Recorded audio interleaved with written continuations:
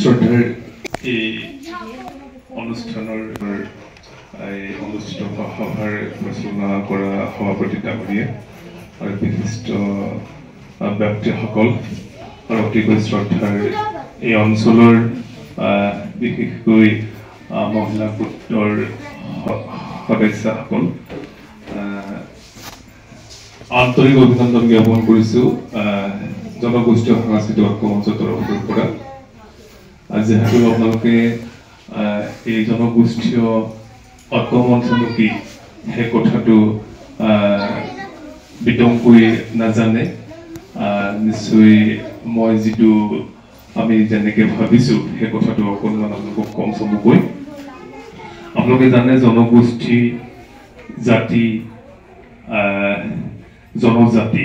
প্ৰথম কথাটো হৈছে জাতি জনজাতি জনগোষ্ঠী জনগোষ্ঠী হৈছে প্ৰত্যেকটো জনগোষ্ঠী জন মানে মানুহ গোষ্ঠী মানে কিছু গোট যেনেকৈ আপোনালোক মহিলা গোটসকল আমুক গোট তেনেকুৱা কথাটো হৈছে কি জনগোষ্ঠীত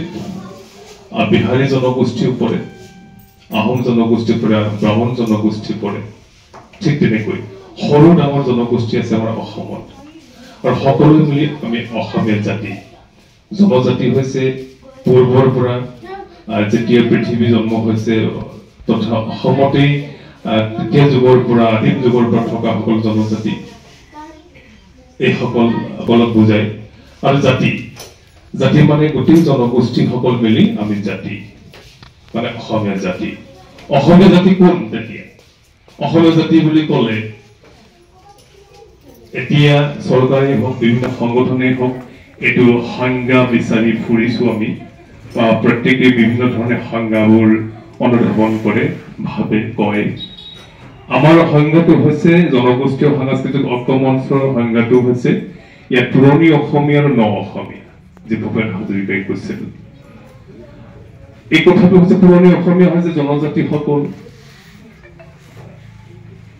ন অসমীয়া হৈছে তাহানি যুগৰ পৰা অহা এতিয়ালৈকে পমোৱা যিবোৰ অসমীয়া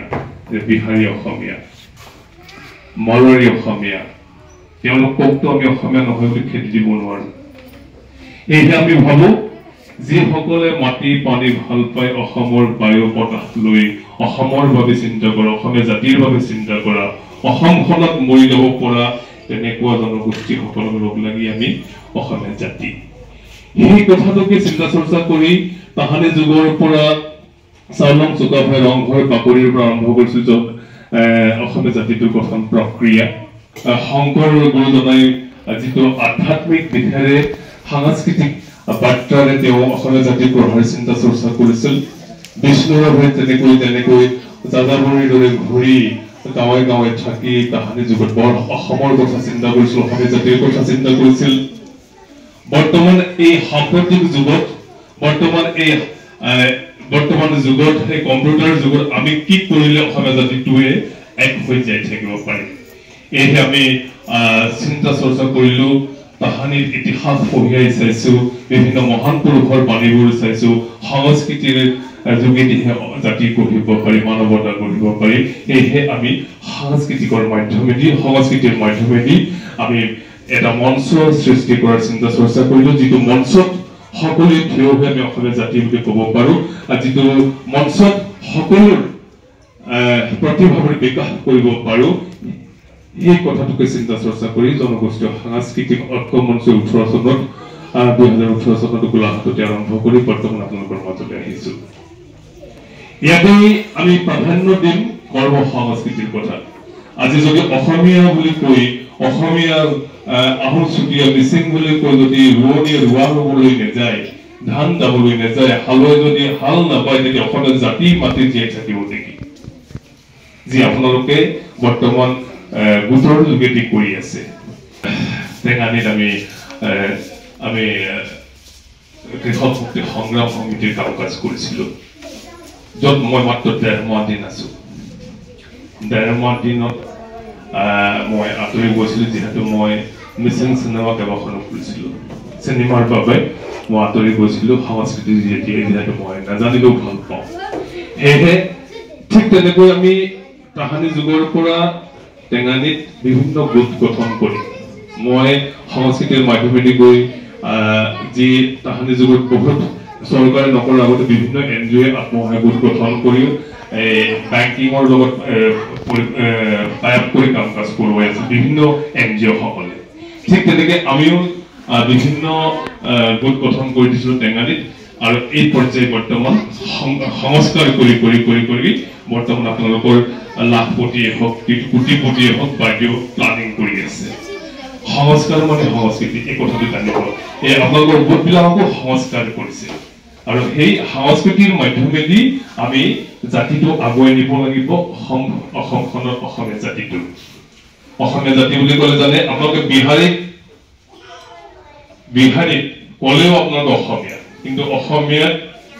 আপোনালোকে ক'বই লাগিব অসমখনতে মৰিব যেতিয়া অসমক ভাল পাবই লাগিব আপোনালোকে যদি নিজকে অসমীয়া বুলি নাভাবে তেতিয়া বিহাৰলৈ যাবগৈ লাগিব নহয় ছাৰ আপোনালোকক আমি অসমীয়া নহয় বুলি নেখেদো কিন্তু আপোনালোকে নিজকে অসমীয়া বুলি ভাবিব লাগিব অসমীয়া এতিয়া সংজ্ঞাটো জানিলে বিহাৰীও অসমীয়া মই মিৰিও অসমীয়া আহোমেও অসমীয়া মৰাণ মটকেও অসমীয়া অসমীয়া জাতি বুলি ইয়াত এটা মানে অন্য জাতি নাই আমি অসমীয়া জাতি হবনে কথাটো আৰু এই গোটেই কনসেপ্টটো চিন্তা চৰ্চা কৰি আমি বিশ্বৰ দৰবাৰত অসমীয়া জাতি এক বুলি সকলোৱে দেখা পাবৰ বাবে বা জানিবৰ বাবে আমি কাজিৰঙাৰ কাষতে কাৰ্বি আংলঙৰ সীমাত বৰঘৰ বুলি এটা কনসেপ্টৰে আমি কাম কাজ কৰিবলৈ লৈছো প্ৰত্যেক জনগোষ্ঠীৰ তাত কেম্পাছ বনাম অসমীয়া জাতিটোক একেলগে দেখিব মানে মিচিং জাতিটো বা মিচিং জনগোষ্ঠীৰ কিমান প্ৰজাতি আছে আহোম জনগোষ্ঠীৰ কিমান প্ৰজাতি আছে মটকৰ কিমান প্ৰজাতি আছে এই গোটেই তাত দেখা পাব অসমীয়া জাতিটোক একেলগে দেখা পাব আৰু তাত পৰ্যটকস্থলী আপোনালোকে জানে কাজিৰঙা তাতেই জীৱন জীৱিকাৰ কথাবোৰ আছে বিভিন্ন উঠি অহা প্ৰজন্মই বা নিবনুৱাই তাত স্বাৱলম্বীৰ দিশত আগুৱাই যাব পাৰিব মানে সংস্থাপন পাব আৰু সেয়েহে আমি গাঁৱে গাঁৱে কিতাপ ঘৰ আলোচনা ঘৰ আমাৰ কথাটো তেতিয়া তাহানি যুগতে থানৰ পৰা নামঘৰ হৈছে ঠিক তেনেকৈ গুৰুজনা যেনেকৈ আদৰ্শগতভাৱে নামঘৰ প্ৰতিষ্ঠা কৰিছিল আমি তেনেকৈ বিভিন্ন ধৰণৰ ঘৰ প্ৰতিষ্ঠা কৰিম বৰঘৰৰ পৰা এই আমাৰ মূল ভাৱটো আৰু বহুত ক'ব পাৰি কিন্তু হাতে কামে কৰাৰ চিন্তা চৰ্চাৰে মই বেছি কথা নকম এই আমি বৰঘৰৰ সজাৰ চিন্তা চৰ্চাৰে বৰঘৰৰ এটা শিৰোনামৰ আমি আমাৰ জনগোষ্ঠীৰ গীত আছে সেইটোকে মই সোঁৱৰাই মই নিজে চিন্তা চৰ্চা কৰা মই আজি ক'বলগীয়া যিহেতু গীতেৰ মাতে কবিতাই যোৱাকালি আমাৰ মানে কি দুলুমণি পাৰ্টত আমি কবিতা গালোগে মই ৰাতি ভাবিলো লিখিলো কি গালো প্ৰথমবাৰ মই কবিতা গাইছো নেকি দ্বিতীয়বাৰ হৈছে কবিতা গোৱা মই কৈছো মই গান ভাল পাওঁ গীত ভাল পাওঁ সংস্কৃতি ভাল পাওঁ মই ক্লাছ 9 মানৰ পৰাই যাযাবৰী মানে এই মই চিন্তা চৰ্চা কৰাৰ এই গীতটো মোৰাই মই সামৰিম আমি বৰঘৰ হাজিমে আমি বৰ ভেটি ৰাখিমে বৰঘৰৰ বৰখুত সংস্কৃতিৰে জাতিটোক চিৰদিন বান্ধিমে বৰঘৰৰ বৰখুত সংস্কৃতিৰে জাতিটোক চিৰদিন বান্ধিমে আমি বৰঘৰ হাজিমে আমি বৰ ভেটি ৰাখিমে আর্য জাতি আমি পাহাড় ভয়ামর মাটি আমারে আর্য জাতি আমি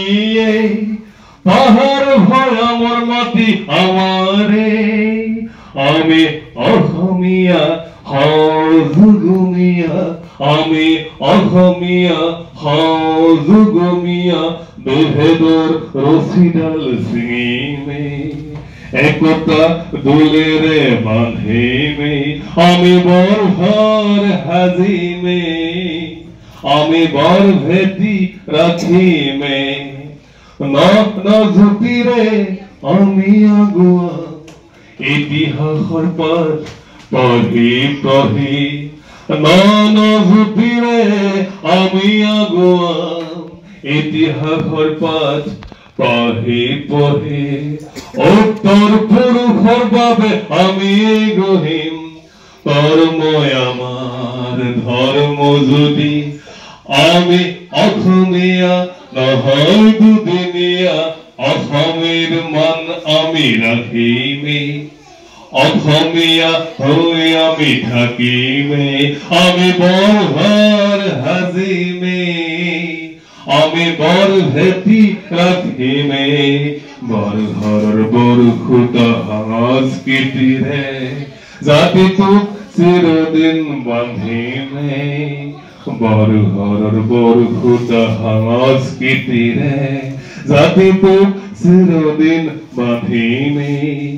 জাতিটোক চিৰদিন বান্ধিমে জাতিটোক চিৰদিন বান্ধিমে